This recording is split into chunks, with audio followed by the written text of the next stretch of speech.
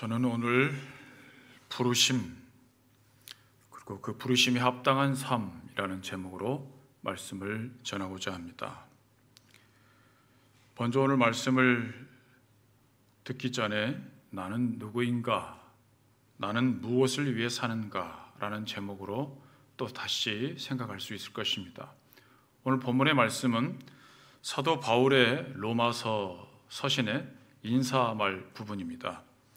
바울은 자신을 예수 그리스도의 종이라, 나는 누구인가에 해당하는 질문에 답을 주고 있어요. 예수 그리스도의 종이라, 사도로 부르심을 받은 자라, 복음을 위하여서 택정함을 받은 자라라고 자신을 소개하고, 또 이어서 너희는 그리스도의 것으로 부르심을 받은 자이다, 하나님의 사랑을 받은 자이고 또 부르심을 받은 자이다 라고 자신과 로마의 성도들을 부르심을 받은 자, 부르심을 받은 자라는 공통 분모로 엮어내고 있습니다. 나도 부르심을 받았잖아, 너희도 부르심을 받은 자야 라는 이 부르심을 받은 자라는 표현으로 같이 엮고 있습니다. 그리고 이 문장의 특징을 보면 수동태라는 것입니다. 우리의 부르심의 주권이 하나님께 있으며 또 우리는 수동적으로 받을 수밖에 없는 자라는 것입니다. 왜냐하면 그 이유가 1장 8절 이하에 그리고 3장 20절까지 펼쳐지는데, 한마디로 의인은 없나니 하나도 없으며 깨닫는 자도 없고 하나님을 찾는 자도 없고 다 치우쳐 함께 무익하게 되고 선을 행하는 자는 없나니 하나도 없느니라. 제가 지금 설교를 하는데 하나도 전달이 안 되는 것 같은 마음이 들어서 지금 난감합니다. 그 설교를 할 때 제일 어려운 게 뭐냐면, 우리 교회가 아닌 다른 교회 가서 설교할 때 가장 난감하거든요. 그게 뭐냐면, 제가 설교를 하는 우리 교회에서는 제가 어떤 표정을 지으면 여기서 웃어야 되는구나, 여기서는 아멘을 해야 되는구나, 또 원성이 높아지면 목사님 흥분하셨구나 등등 여러 가지가 교감이 있거든요.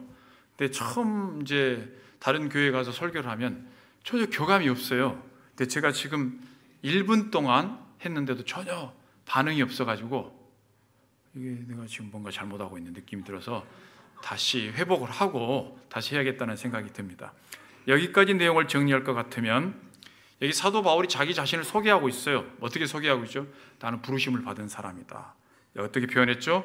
예수 그리스도의 종으로, 사도로 복음을 위하여 택정을 받은 사람으로 자기가 부르심을 받았다는 거예요. 근데 나만 부르심을 받은 것이 아니라 너희들도 부르심을 받은 자이다 라고 얘기하고 있는데, 여기에 부르심을 받았다라는 말은 내가 나섰다, 내가 적극적으로 나섰다는 의미를 하는 게 아니라 부르심에 있어서는 뭐라는 거죠? 수동태라고. 뭐죠? 부르심을 받았다고. 왜 우리는 부르심을 받을 수밖에 없는가에 제가 로마서 3장 10절에서 12절 말씀을 읽었어요. 의인이 없나니 하나도 없으며 깨닫는 자도 없고 하나님을 찾는 자도 없고 다 치우쳐 함께 무익하게 되고 선을 행하는 자는 없나니 하나도 없느니라. 다시 말하면 부름을 받지 않고는 하나님 앞에 나올 자가 없다, 하나도 의인이 없다 라는 의미에서 우리가 다 수동적으로 하나님이 우리에게 다가오시고 하나님 우리를 부르셨을 때 예하고 수동적으로 부름을 받을 수밖에 없는 존재이다 라는 것을 말씀하고 있는 것입니다. 다시 말하면 이 말씀을 해석하면, 우리 쪽에서 알고, 내가 먼저 알고 내가 깨닫고 찾고 할 수 있는 존재가 되지 못하므로 외부로부터 받지 않고는 가질 수 없는, 그리고 해결할 수 없는 존재다라는 것입니다. 그래서 수동적일 수밖에 없다고요.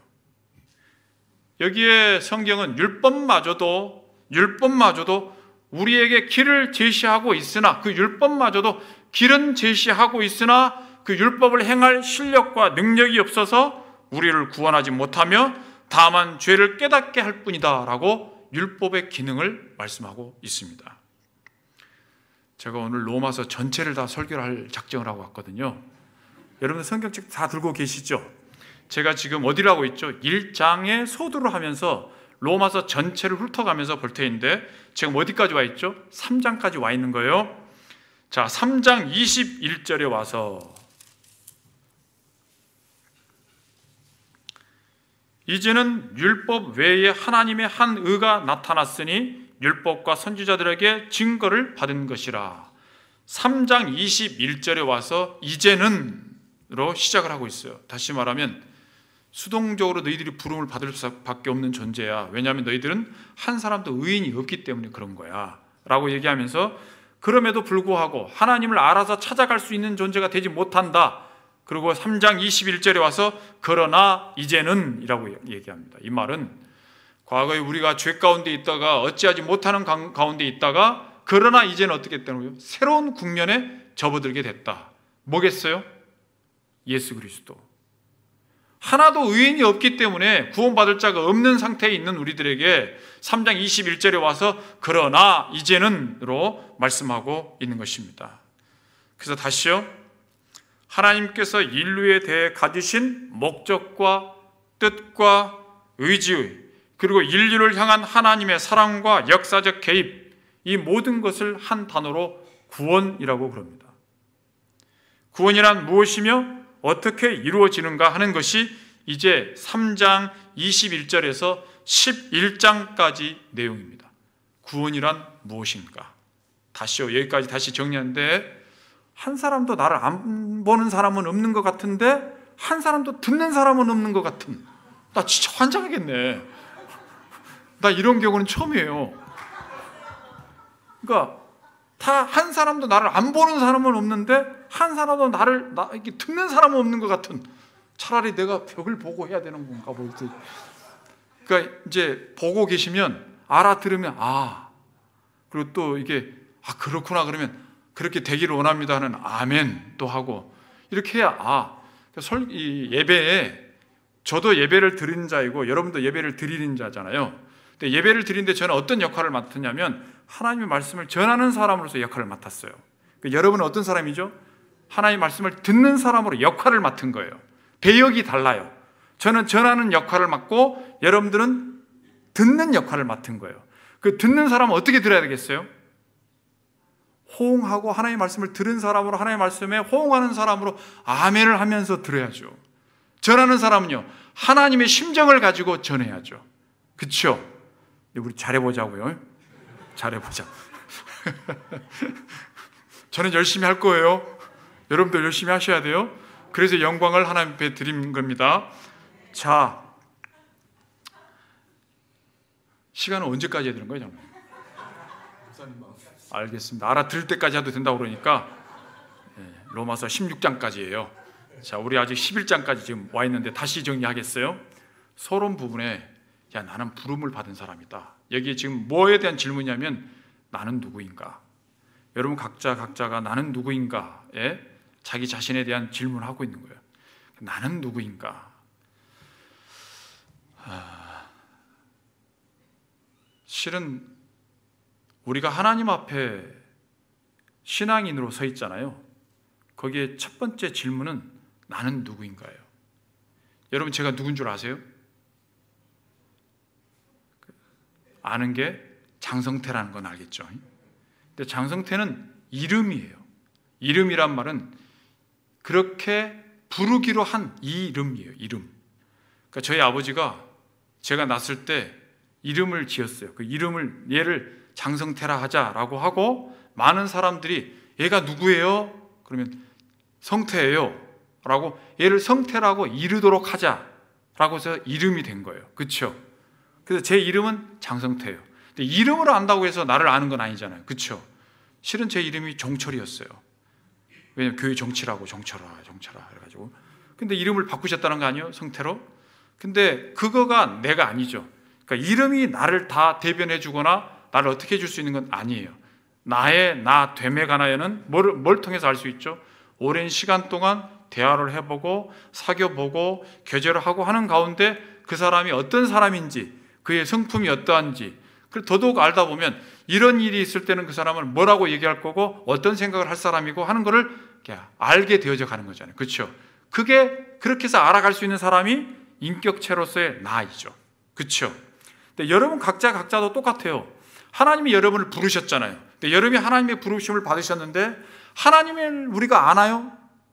알죠. 어떻게 알죠? 이름을 알죠. 하나님이라는, 여호와라는 이름을 알죠. 그러나 그것으로 다 안다 할 수 없어요. 어떻게 알 수 있는 거죠? 하나님이 누구이신지, 하나님이 그 이름의 의미가 무엇인지, 하나님이 어떤 성품을 가지셨는지, 하나님이 어떤 사역을 하시는지, 하나님이 나에 대해서 어떤 일을 하시는지 등등을 통하여서 하나님에 대해서 알아가는 거죠. 그렇죠?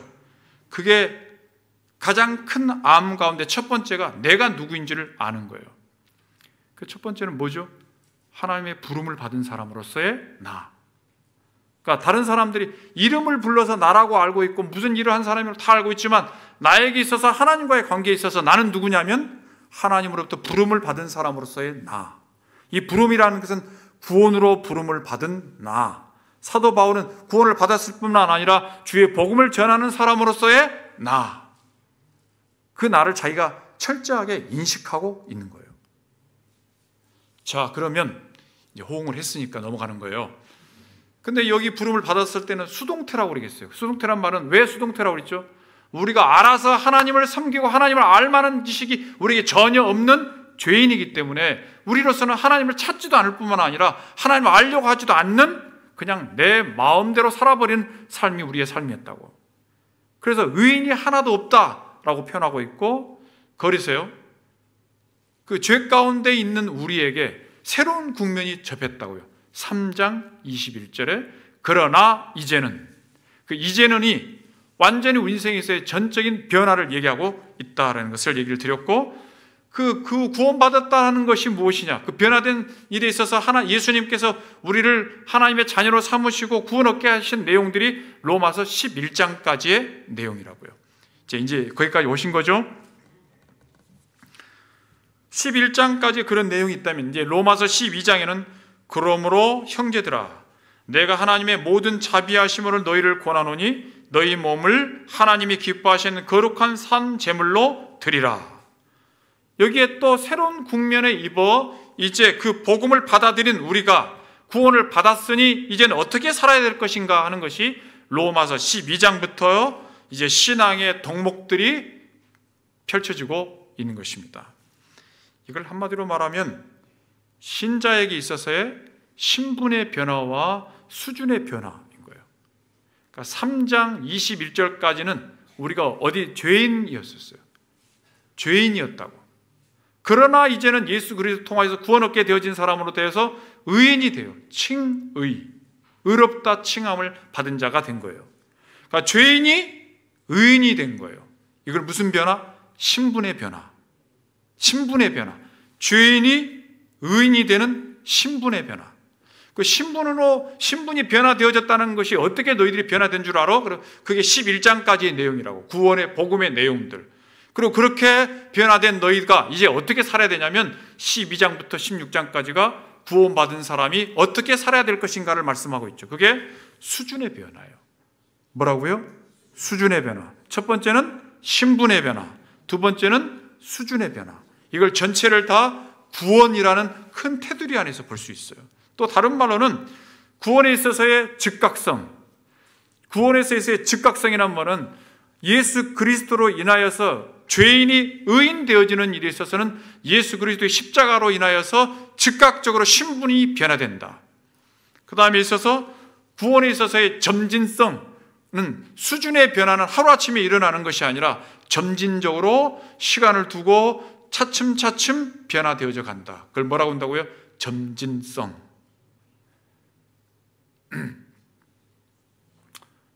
다시 정리할게요. 신자의 두 가지 변화가 있다. 하나는 신분이 변화된다. 두 번째는 수준이 변화된다. 그걸 신학적인 용어로 구원의 즉각성과 구원의 점진성. 외웠죠? 굉장히 중요해요. 여러분들이 신앙생활에 나아가는 모든 일들이 여기 신분의 변화와 수준의 변화, 그리고 구원에 있어서의 즉각성과 구원에 있어서의 점진성이라는 큰 테두리 안에 있어요. 이거를 이해를 못하면 우리의 신앙에 있어서 완전히 잘못된 신앙으로 빠져들어가는 거예요. 그래서 다시요.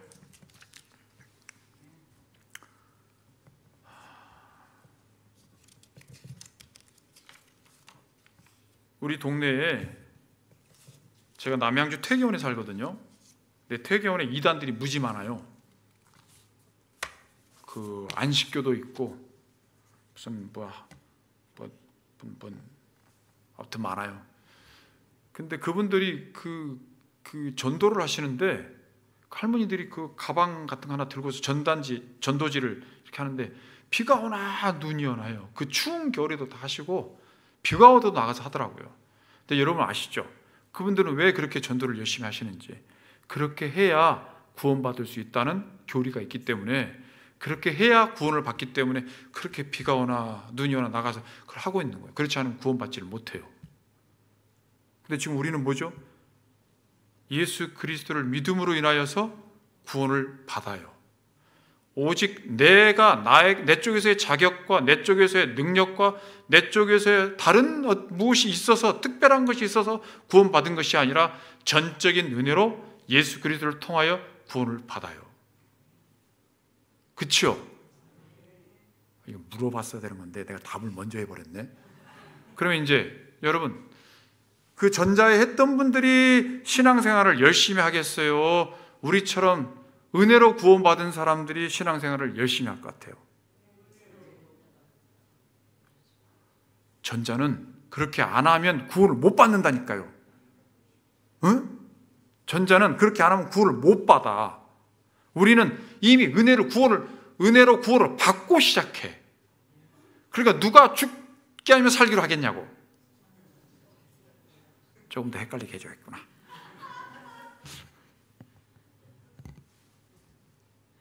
그렇게 안 하면 구원을 못 받으니까 악착 같을 거 아니에요. 그러니까 비가 오나 눈이 오나 막 계속 하고 있는 거 아니에요.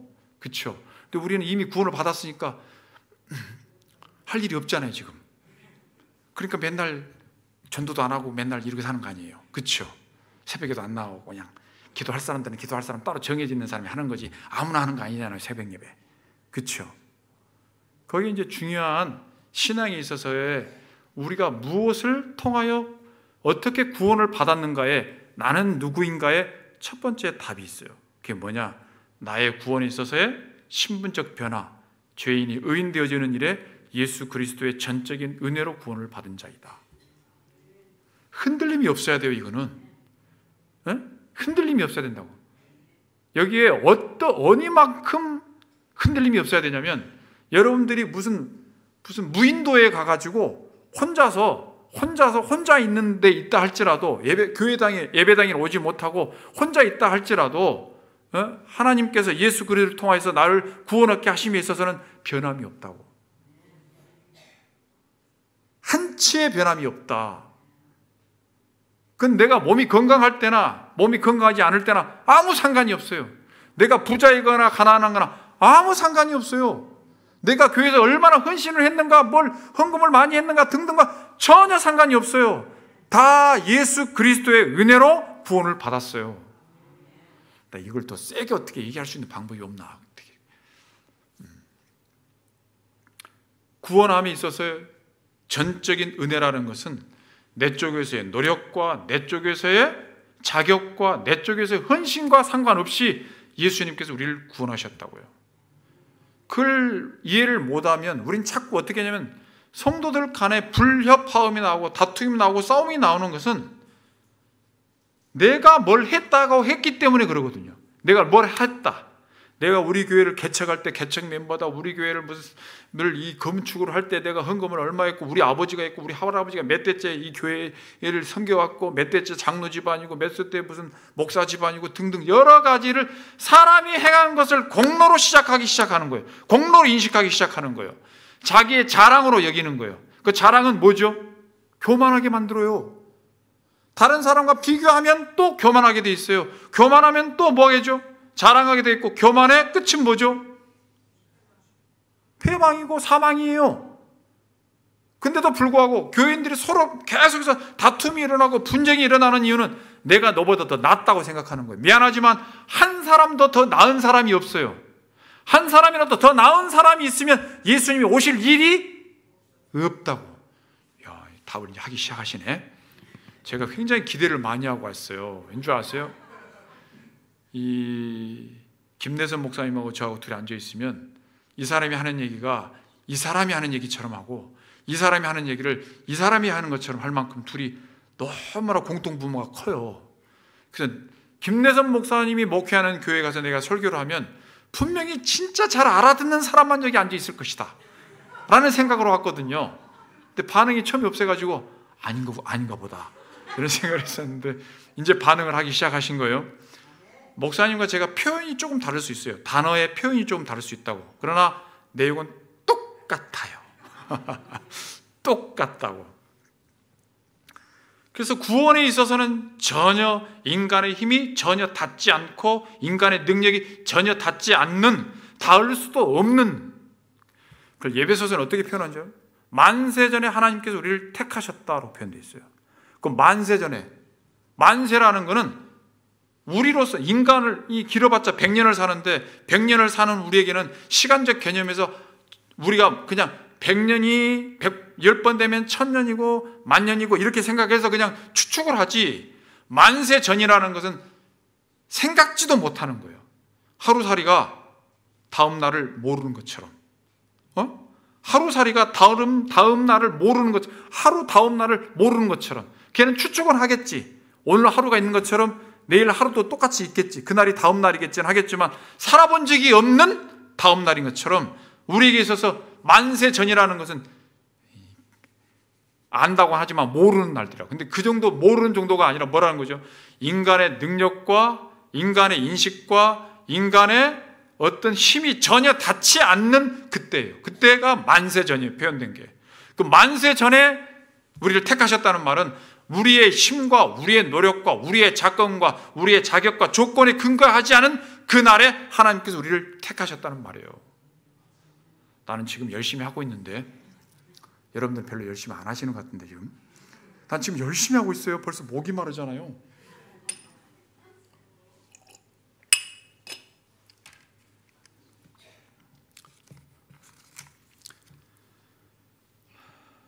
그래서 구원은 이미 완료된 거예요. 이미 완료되어 있다고. 무엇에 근거하냐면 하나님의 성품 가운데 하나님은 변치 않는 분이시다. 하나님은 변개치 않으신다. 그러니까 하나님이 누구를 택했다라는 말은 하나님이 거기에 뜻을 두고 계신다는 말이고, 하나님이 구원을 허락하여 주시는 뜻을 펼치셨다면, 누구를 택했다면 그 사람은 뭐 어땠다는 거예요? 하나님이 변하지 않는 이상 그 사람은 구원받은 것이 완료된 사람이라고. 왜요? 하나님은 변하지 않으신 분이고 하나님이 성실하신 분이시기 때문에 하나님의 성품에 근거하여 나를 하나님이 구원하셨다는 것은 나는 과거도 살아왔고 오늘을 살고 있지만 미래에 되어질 완료 시제로 구원을 얻은 자가 되어지고 구원이 완료되어진 거라고요. 나 같으면 아멘을 그렇게 안 할 것 같은데, 와 하고 아멘 할 것 같은데, 에? 그게 구원에 대한 그 로마서가 얘기하는 것을 아는 사람, 제가 오늘 기도한 것처럼 알고 듣고 깨달은 사람이 고백하고 고백한 대로 신앙대로 살려고 하는 자의 첫 번째 단추가 뭐냐? 나 같은 죄인을 하나님께서 의인으로 삼아주시고 나를 구원 얻게 하시며 하나님의 자녀로 삼아주셨다. 그것이 기독교가 말하는 은혜예요. 다른 것이 은혜가 아니에요. 이것이 은혜라고.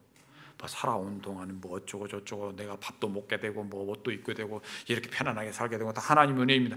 아니요. 이 은혜에 비하면 아무것도 아닌 거예요. 오히려 이와 같은 일이 우리의 삶에 있어서 내가 원하는 대로 이루어지지 않는다 할지라도 이미 하나님께서 우리를 구원하심에 있어서 그 은혜가 이미 완성되어져 있다고요. 우리가 그걸 모르고 깨닫지를 못해서 아직도 주여 주시옵소서, 주여 주시옵소서를 하고 있지, 이미 주어진 것을 깨닫고 이미 주어진 것을 헤아리고 사는 것에도 바쁘고 부족한 사람들이 우리 앞에 놓여져 있다고요. 또 아멘 안 하시네. 그래서 이제 로마서 12장까지 설명을 해오고 이제 12장 1절로 가는 거예요. 12장 1절. 그러므로 라는 이제 결론에 이르게 되어지는데, 앞의 내용을 우리가 다시 되짚어 볼 거예요.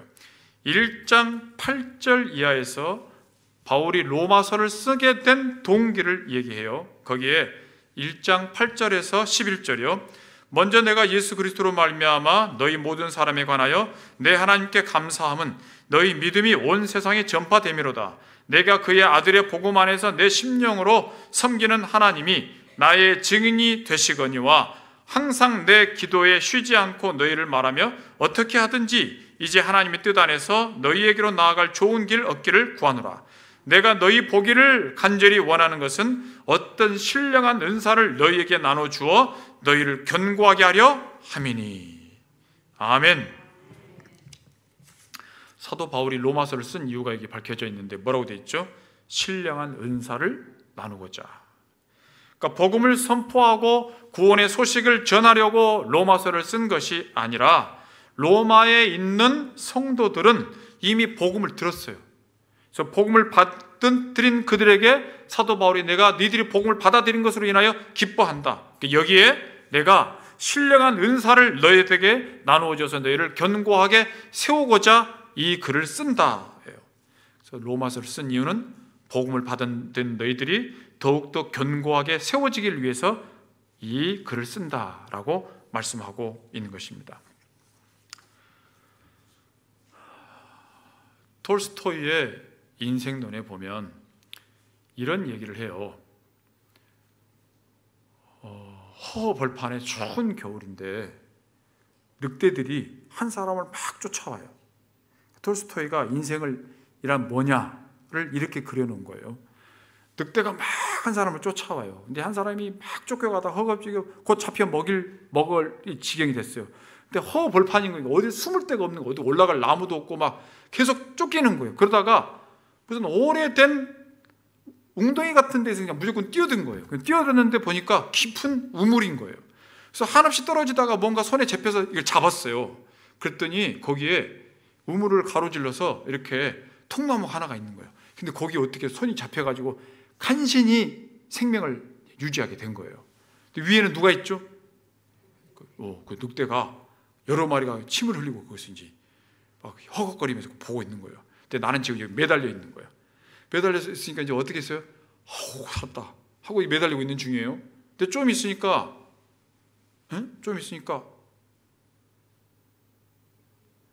흰쥐하고 검은쥐가 나타나더니 나무를 갉아먹어. 그럼 이게 지금 살 수 있는 거예요? 못 사는 거예요? 지금 못 살 지경이야. 죽을 지경이 된 거예요. 그래서 야 진짜 살았다 했더니 또 이런 일이 생겼네 하고 이제 흰쥐하고 검은쥐가 나무를 갉아먹고 있는 거 아니에요. 근데 좀 있으니까 이마에 뭐가 뚝뚝 떨어지는 거예요. 뭐게요? 위에 꿀이 여기 떨어지고 있는 거예요. 그 위에 보니까 벌집이 있는데 그 벌집에서 꿀이 이마에 떨어지는 거예요. 그래서 그 꿀을 갖다가 이게 이마에 떨어지니까 이렇게 핥아서 먹어봤어요. 그 꿀이 달게요, 쓰게요? 내가 이게 뭐라고 그랬죠? 인생론이라고. 톨스토이의 인생론. 톨스토이가 이걸 인생이라고 그려놓은 거예요. 해석을 할 테니까 얼마나 해석을 잘하는가 들어보세요. 우리가 이 세상에 태어나는 것은 한 사람도 자기 의지에 의해서 태어난 사람이 없어요. 쫓기듯이 아까 표현한 것처럼 수동적으로 내가 태어나고 싶어서 태어난 사람이 없어요. 어디에서 태어나고 어느 부모 밑에서 태어나고 어느 나라에서 태어나고 어느 시기에 태어날 것을 내가 정하고 태어난 사람이 없어요.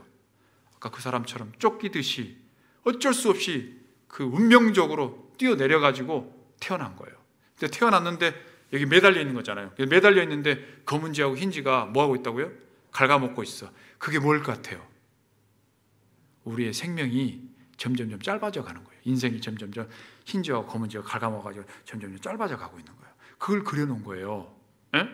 근데 거기 조금 있으니까 어쨌다고 그랬죠? 꿀이 떨어진다고. 근데 제가 뭐라고 질문했죠? 그 꿀이 쓰겠냐 달겠냐. 이 사람이 인생에 대해서 인식을 하고 내 인생이 이렇게 해서 매달려 있다가 검은지와 흰지가 다 갉아먹은 다음에는 내 인생이 끝날 것에 대한 것을 초조함을 가지고 있으며 붙들려 있는 사람이라면 꿀이 무슨 소용이에요? 죽게 생겼는데. 꿀이 달아요? 지금 꿀이 달다고 한 사람은 인생을 아직 못 산 사람들이에요. 진짜 힘든 인생을 못 살아본 사람들이라고. 꿀이 써요. 근데 아마 철없는 사람은 꿀이다, 맛있다, 달다 그러는 거지. 톨스토이가 굉장한 그 대문호라고 한 이유는 인생을 정말 잘 그려놨다라는 생각을 했어요. 그런데 여기에 뭐가 없는 거죠?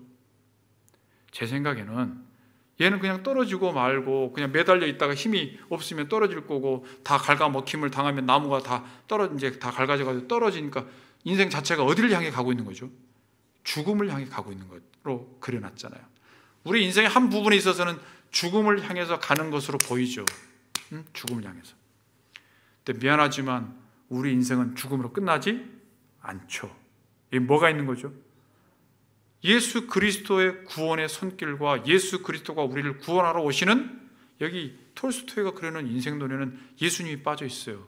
구원이 빠져 있어요. 그리고 우리가 죽은 다음에도 예수 그리스도와 영원토록 함께 살 나라가 여기 제거되어 있어요. 난 그게 빠졌다고 생각해요.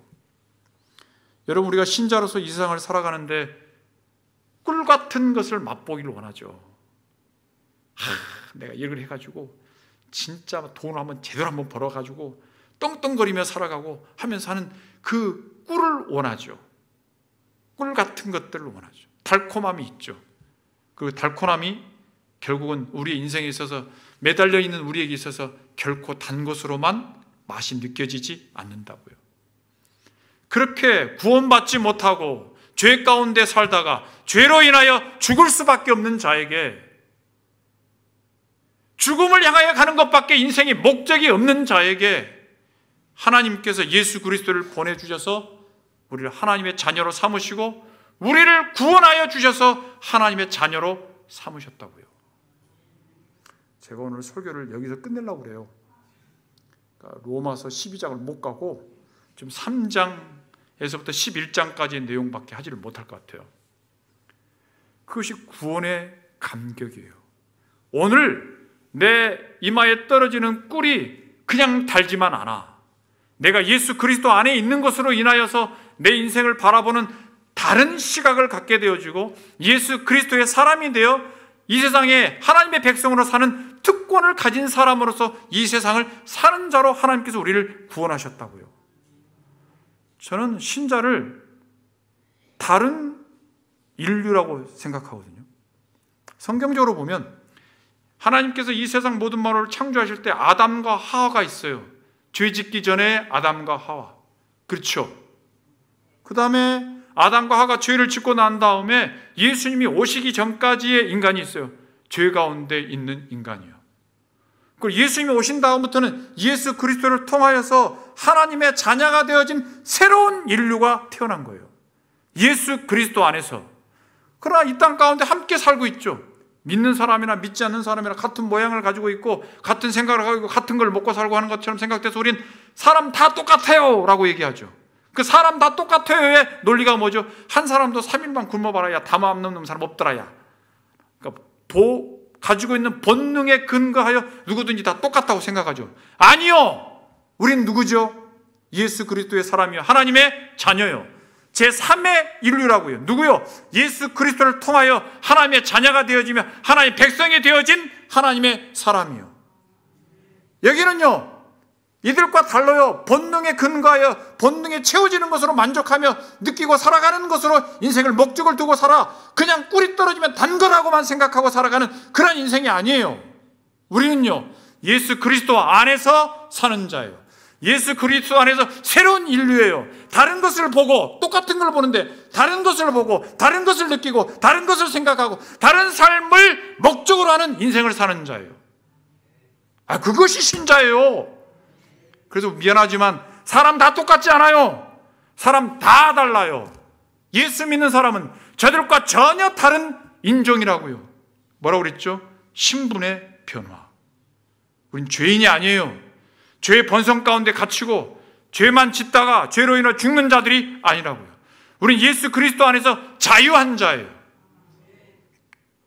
이 자유가 어떤 자유인 줄 아세요? 내 마음대로 하는 자유가 아니에요. 그 내 마음대로는 본성적으로 죄 가운데 있는 나예요. 그래서 교회 안에서 그 얘기하는 가운데 속지 말아야 될 게 있어요. 그게 뭔지 아세요? 솔직히 얘기해서 이런 거. 응?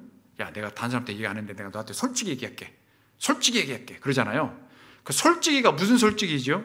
어디에 솔직한 거죠? 내 마음에 솔직한 걸 얘기할 때 솔직하다고 표현하잖아요. 근데 그 마음이 어떤 마음이에요? 죄된 마음, 죄된 본성에서 나오는 그걸 솔직이라고 표현하는 거예요. 미안하지만 그거는 감춰야 돼요. 그걸 이중인격이라고 하지 않아요. 그건 감춰야 될 마음이라고, 드러내면 안 되는 거라고. 우리의 자유는 어떤 자유인 줄 아세요? 죄 짓지 않을 자유. 별로 놀라지도 않으시고 감동도 안 하시는데, 죄 짓지 않을 자유, 새로운 신분이 되어 새로운 인류가 되어 하나님 앞에서 사는 자가 되어져서 이제는 죄만 생각하고 죄만 짓다가 죄로 인하여 죽었던 자가 아니라 신분이 변화되어 하나님의 자녀가 되고 의로운 자가 되어져서 이제 뭐죠? 죄도 내 안에 있지. 그러나 뭐죠? 하나님 앞에서 하나님의 뜻대로 살 수 있는 자유. 여기는요, 하나님의 뜻을 묻지도 않고 하나님의 뜻에 관심도 없고 하나님의 뜻대로 살 이유가 없는 사람들이에요. 여기는요, 하나님의 뜻에 관심을 갖고 하나님의 뜻 안에 사는 것이 내게 인생의 의미인 줄 깨닫고 하나님의 뜻 안에서 살기를 원하는 것으로 나아갈 수 있는 자유, 그 자유를 우리에게 허락하셨다고요.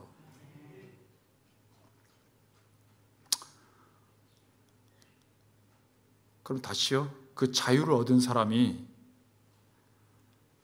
추운 겨울에도 나가서 전도를 안 하면 구원받지 못할까 봐 나가야 되는 사람이 아니라 우린 이 자유를 누리는 사람이라고. 이 자유를 누리는 사람으로 하나님 앞에 자기 자신을 드리고 하나님 앞에 헌신하는 자로 예배하며 찬양하며 헌신하며 하나님의 말씀을 전하는 일에 힘쓰며 하는 일들을 감당하는 성도로서의 우리를 하나님께서 부르셨다고요. 그러니까 여기는 지금 뭐라 하냐면, 그들보다는 더디고 그들이 보기에는 게을러 보일지 모르겠지만 우리는 자유로 그 일을 하고 있는 사람이에요. 자유로. 저기는요, 매여 그렇게 하지 않으면 구원받지 못할까 봐 매여 하고 있고, 우리는 자유로 하나님 앞에 원조의 자유를 바라여 하나님 앞에 헌신하고 하나님을 예배하고 하나님을 경배하는 자로 나와 있다고요. 그러니까 제발 주일날 오실 때, 예배하러 오실 때 끌려온 사람처럼 오지 마시라고. 너무너무 불쌍하고 너무너무 안 돼 보인 거예요. 여러분들 끌려온 자들이 아니잖아요. 어떻게 온 자들이요? 자유로, 자유를 누리러 하나님 앞에 나아가 나를 구원하신 하나님 앞에 찬양하며 예배하러 나온 자잖아요. 그럼 다음부터는, 다음 주부터 올 때는 표정 관리를 좀 하고 오시면 안 돼요? 좀, 난 좋다, 내가 교회를 간다, 나 같은 사람이 하나님이 나를 택하셨다, 나 같은 사람을 하나님께서 목사로 세우셨다. 야, 내가 왜 뭘 못하냐? 뭘 못해? 하나님이 나 같은 사람을 권사로, 집사로, 장로로 세우셨다. 나 같은 사람에게 이 같은 역할을 맡기셨다. 내가 왜 일을 못하냐? 난 자유로 이 일을 충분히 감당하고도 이 일을 감당할 때 내 인생의 의미가 새록새록 생기고 기쁨이 새록새록 생긴다. 아, 하나님 감사합니다. 나 같은 자를 하나님의 일의 동역자로 세우셨습니다. 내가 이 일을 통해서 하나님께 무슨 영광이 되며 이 일을 하는데 하나님께 무슨 도움이 되겠습니까? 그런데 하나님이 그 일을 하는 것을 하나님께서 보시고, 야, 너 잘한다. 야, 너 그걸 통해서 나한테 영광을 돌리는구나. 야, 네가 그걸 통해서 나한테 예배를 드리는구나. 그거에 하나님이 의미를 부여하시니까 그게 의미 있는 일이 됐잖아요. 생각해 보세요. 여러분이 찬양을 하면 얼마나 잘하겠어요. 하나님이 보실 때 우리의 찬양이라는 것이 호흡이 우리의 성대를 울려가지고 하고 이게 성대가 떨려가지고 나오는 소리밖에 더 되겠어요? 내가 보면 여름에 막 무슨 애들이 막 울잖아요. 매미가 울고 하잖아요. 지들은 최선을 다해서 남자애가 여자한테 구애를 하느라고 그렇게 운대잖아요. 근데 내가 보기에는 시끄러 죽겠던데. 뭐 하는 짓거리인지 모르겠어. 나 같으면 여자였으면 안 갔어. 그러니까 그만큼 우리가 아무리 좋은 목소리로 하나님 앞에 영광을 돌린다 할지라도 그것이 무슨 하나님께 어떤 유익이 되겠냐고. 그런데 하나님이, 야, 네가 내 이름을 부르는데 곡조에 맞춰서 이름을 부르면서 나에 대해서 얘기를 하고 그 노래를 부르잖아. 그럼 내가 그걸 찬양으로 받아줄게 하시니까 그게 찬양이 되는 거예요. 여러분이 헌금을 한다고 생각해 보세요. 헌금을 하는데 나는 죽도록 고생을 해가지고 땀 흘리고 노력해가지고 그걸 갖다가 하나님 앞에 내놨어. 근데 하나님은 지금 여러분이 낸 그 100만 원이 1000만 원이 1억이 하나님 앞에 무슨 소용이에요? 무슨 의미가 있냐고. 무슨 의미가 있냐고. 나한테는 의미가 있지. 하나님한테 무슨 의미가 있냐고. 하나님은 이 세상 모든 만물의 창조주이시며 주권자이시며 주인이신 그 하나님 앞에 우리가 드리는 헌금이 하나님 앞에 무슨 의미가 있겠냐고. 그런데 하나님이 야, 네가 고생하고 노력하고 얻은 그 결과로 네가 내 이름으로 나와 그걸 네가 하나님 앞에 드리면, 나에게 드리면 내가 그걸 헌금으로 받아줄게 하니까 돈이 헌금이 되는 거 아니에요. 돈이 의미가 생겨 헌금이 되는 거 아니에요. 하나님이 받으시겠다 하시니까 의미가 생긴 것들 아니에요. 예배도 똑같아요. 우리가 예배당을 짓고 우리가 여기에 모여서 예배라고 드리고 있지만 이것이 무슨 하나님 앞에 어떤 유익이 되냐고요. 아니요. 하나님이 너희들이 내 이름으로 모여서 나의 이름으로 기도하고 내 이름으로 모여서 하나님을 찬양하고 하는 이 모든 것들을 예배라고 하나님께서 인정해 주시고 그게 나에게 들려지는 경배라고 하나님께서 받아주시니까 예배가 되는 거죠. 봐요. 무의미한 것들이 의미 있는 것들로 바뀐 거예요. 돈이 헌금이 돼요. 노래가 찬양이 돼요. 모여있는 사람의 회중이 예배로 모이는 예배가 되고 그냥 지어진 건물이 성도들이 하나에 모여서 하나님을 예배하니까 예배당이 되잖아요. 우리가 똑같다고요. 죄인이 의인으로 변화되어지고 죄인이 노래를 하는데 하나님이 그게 의인들이 하나님 앞에 영광을 돌리는 찬양으로 받으시겠다 하니 찬양이 되어지고 의미 없는 인생이 하나님의 손에 붙들려 의미 있는 인생을 살아가는 하나님의 백성이 되게 하셨다고요. 우리는 없는 것이 없는 사람이에요. 이미 다 가진 자예요. 이미 다 가진 자라고. 모든 것을 다 가진 자예요. 제가 오늘 극단적인 얘기를 할 건데 여러분, 우리 시대에 교회들이 비어져가고 있어요. 교회가 어려움을 맞이한 거예요. 그렇죠? 미안하지만 사람이 많은 것과 적은 것이 여러분의 신앙에 어떤 영향을 끼칩니까? 생각해 보셨어요? 무작정 사람이 많았으면 좋겠다. 성도가 많았으면 좋겠다. 부흥이 됐으면 좋겠다. 전도가 많이 됐으면 좋겠다. 라고 생각하지 마시고 여러분 각자가 이 시대 2024년도에 한국 교회 안에 후암제일교회 성도로서 어떤 시대를 맞았는데 이 시대에 우리는 무엇에 초점을 맞추고 무엇에 목적을 두고 살아야 할 것인가를 다시 생각해 보시라고. 제가 부교육자 시절에 저기 행당동에 앞에 전도사였거든요. 근데 갑자기 교회 앞이 이렇게 재개발이 돼가지고 많은 세대가 들어온대요. 근데 성도들이 그 소식을 듣더니 다 눈빛들이 바뀌더구만. 특히 당회원들이 눈빛이 더 확실하게 바뀌시더구만. 우리 교회가 이제 1000명이 넘는 교회가 될 것이고, 그러면 우리가 뭣도 할 것이고, 선교사도 몇십 명을 보낼 것이고, 개척교회를 몇 개를 하고 막 이런 얘기를 하시면서 막 흥분하시더라고요. 그래서 제가 어느 날 설교로 나왔다가 오늘 같은 똑같은 얘기를 했어요. 그래, 우리 교회가 지금 200명, 300명에서 1000명이 되면 좋죠. 근데 좋은데, 그러니까 1000명이 되면 여러분의 신앙은 더 좋아지는 거예요? 나빠지는 거예요? 여러분의 신앙이 좋아지는 거예요? 나빠지는 거예요? 답할 수 없어요. 이유가 아니에요. 1000명이고 10,000명이면 신앙이 좋아지는 게 아니에요. 뭐가 필요한 거죠? 각자가 오늘 나는 누구인가에 하나님의 부르심을 받은 자로, 나는 후암제일교회 성도이다, 하나님의 부르심을 받은 자로 부름받은 자의 삶을 사는 자이다 라는 것에 대한 자기 인식이 없는 한 1000명이든 10,000명이든 아무 소용이 없고, 10명이 모였든 5명이면 아무런 우리가 모이지 못하고 예배를 드리지 못하고 성도로서 살지 못할 이유가 하나도 되지도 못해요. 근데 왜 초조해 하시냐고.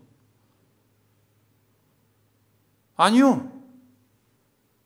저희 교회도 이 정도 수가 모여서 예배 드리거든요.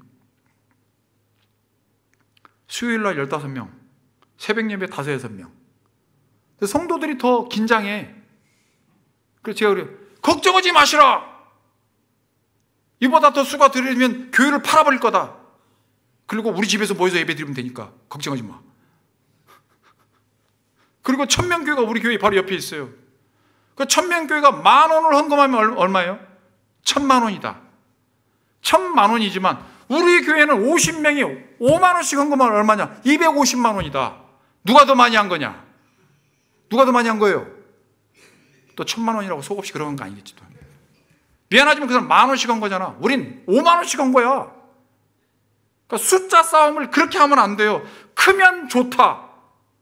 크면 좋은 교회다. 크면 위대한 교회다. 아니요. 성도 한 사람 한 사람이 하나님의 부르심 앞에 내가 신분의 변화와 하나님의 부르심 앞에 더욱더 거룩한 하나님의 백성이 되어져 가는 자로서 내가 바로 서 있으면 그 어떤 것도 필요 없다고. 그래도 불구하고 왜 우리 이렇게 쫄아 있냐고. 아니라고요. 아니라고. 앞으로 이보다 더한 일을 겪게 될 거예요. 세월이 지나가면. 미안하지만 끝까지 남아있는 자, 거품이 다 거치고 거품이 다 거쳐지고 끝까지 남아있는 자, 그 사람이 몇 명인가? 목회자도 그 사람에게 집중하고 한 사람 한 사람이 한 영혼 한 영혼이 하나님 앞에 바로 설 수 있게 하고 더욱더 거룩한 하나님의 백성으로 성화되어져 가는 일에 도움이 되어지고 이끌어가는 자로서의 목회자의 역할이 우리 시대에 남은 역할이에요. 허망한 것에, 허탄한 것에, 영웅전 같은 얘기에 마음 뺏기지 마세요. 제가 우리 교단에 순교자 기념 사업부라는 그 총회에 그 임원을 할 때가 있었어요.